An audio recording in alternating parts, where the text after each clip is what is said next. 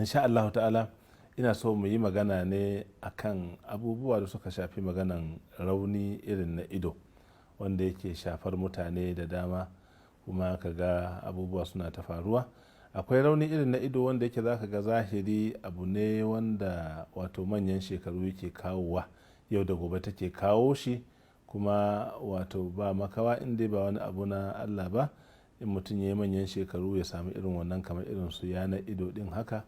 ko kuma wani lokaci hawan jini irin na ido, wani lokaci ko wato abin da ake ce ma gira da sauran makamantan wannan.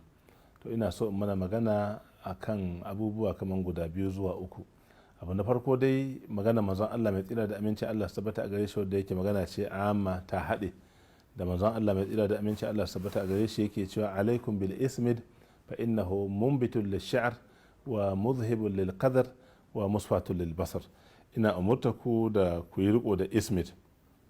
don shi wato muzhibun lil qadar yana tafiyar da cututtuka irin na ido, wa munbitun lish-sha'r kuma yana tsirar da gashin gira irin ta ido, wato ma'ana ga masu sa shi don kwalliya maza ko mata, don ya kyautata masu gashin gira ido ta sama da kuma makyabtai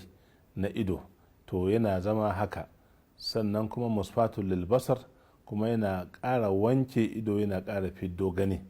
Wannan abin muna da abin da annabi sallallahu alaihi wasallama ya faɗa akan sha'anin ido, magana magamiya. Hadisin nan ya inganta daga manzon Allah sallallahu alaihi wasallama, ruwa Imam Tirmidhi ruwa Imam Tirmidhi ne, da irin abubuwan da kuma shi hadisin nan ya taro na manzon Allah sallallahu alaihi wasallama. Yana shafa kwallin ismid, yana shafa shi ne wato mara, yakan shafa shi sau ɗaya a wannan ido, kuma da na dama yake farawa, sannan ya ƙare da na hagu. Wani lokaci sallallahu alaihi wasallam yakan shafa sau uku, ya shafa sau 3 nan sau 3 nan lokaci guda, ta shafawa har ya shafa sau 3 a haka. Ko kuma ya fara da na dama, ya shafa sau 1 nan, ya shafa sau 1 nan, ya shafa sau 1 nan, ya shafa sau 1 nan, ya shafa sau 1 nan, ya koma sau 1 kenan, ya ƙare da na hagu. A cikin shafawa nan ya zama ya shafa sau 3 a nan, ya shafa sau 3 a nan kenan, wato lokaci guda ya tafiyar da su. To kuma shi ismid din dai, wato bayan shafa da ake mashi irin wannan, kuma ana samun kyakkyawar fa'ida a cikin shafashin, to kuma ana amfani da shi ta hanyar samun ruwan sama mai kyau ko ruwan zanzam mai kyau, ko a hada duka biyun. Ma'ana ana samun wato kaman ka samu ruwan sama din, sai a samu ismid, sai a zazzage shi, a zuba shi a wato wani dan mazubi ko takarda ko kwano,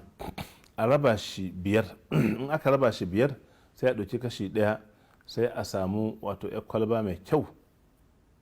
sai a zuba ruwan sama da ruwan zanzam mai tsafta wanda aka tabbatar da cewa tsaftattu ne, sai kuma a ɗauko wannan kashi 1 bisa 5 ɗin ismid ɗin, sai a zuba cikin wannan wato ruwan haɗin ruwan sama da na zanzam ɗin, ko kuma ruwan zanzam ɗin kaɗai in shi ya samu, ko ruwan saman kaɗai in shi ya samu. In ko an samu haɗawa, masha Allah barakallah, to sai a haɗa su a haka. In aka haɗa su a haka, sai a bar shi ya kwana jiƙe, ko ya ɗauki waɗansu awoyi masu yawa da ba za su kasa kai awa 6 ba. In ya jiƙa aka kakkaɗa shi, sai a samu abin tacewa, sai a tace shi da kyau, sai a samu durofa irin ta ciwon ido. In aka samu durofa, sai a zuba shi a ciki. Idan aka zuba shi a ciki, to shi kenan sai a yi ƙoƙarin karanta masa fatiha, ayatul kursi, ƙul huwallahu, falaq, nasi, a tofa a ciki. To in aka tofa a ciki, to shi kenan sai a rika dropping nashi a ido. Wato idan mutum zai kwanta, sai ya ɗaga ido, sai ya diga sau 1 ko sau 3 a wannan ido, ya ɗaga ya sa sau 1 ko sau 3 a wannan ido, sannan sai ya kwanta bacci. Idan zai tashi bacci, misali a ce yana tashi karfe 4, to sai ya tashi tun wajen 3:30, sai ya sake kuma ɗigawa sau 1 ko sau 3 a kowane ido, sai ya ɗan kwanta jim, don kada ya je yana ɗigawa kuma ya kwanta ya yi alwala. To in yi alwala zai zama kuma zai sa ruwa, ƙarshenta ya zama tasirin nashi a idon ya ragu. Kamata in ya sa na safe, sai ya koma ya yi jim haka. Idan bai samu sa na safe ba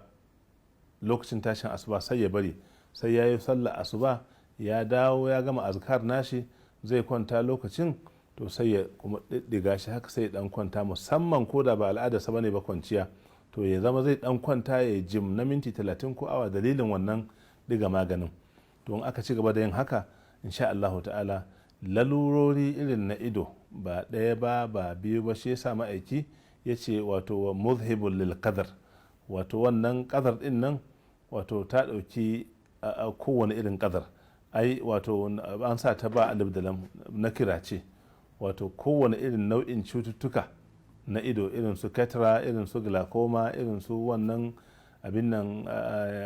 hypertension na ido da sauran lalurori, duk ma in ba wannan ma'aiki ya faɗa cewa yana iya zama kwalliya, ya zama yana fitar da wato gashin gida ido ya yi kyau da sauransu. To abu ne wanda ya kamata mu riƙe shi ƙwarar gaske a matsayin sunna, kuma mu samu wato fallar da ke ciki. Bayan wannan akwai ɗan abin da nake so in yi bayani na yadda wato ismet ɗin nan 'yan kasuwa sun shiga ciki sun ɓata shi ƙwarar gaske, sai an yi da gaske sosai, akwai wanda ba shi da kyau. A riƙa lura a tabbatar da cewa ismet ɗin za a amfani da shi mai kyau ne, don ana kuka da waɗansu nau'in ismet ɗin. Karanci dai da ake a gane ismet mai kyau shine wato a samu takarda a zazzage shi a cikin takarda, a samu kurar karfe ko abin da ake ce ma magana, a dan goga shi haka ta baya. In an ga wato maganan nan tana ɗaukar wannan ismet, to ba mai kyau bane ba. In ko ba ta ɗaukar shi, to shikenan ya cika sunan shi na ismet, sai a riko da shi, a rika amfani da shi a matsayin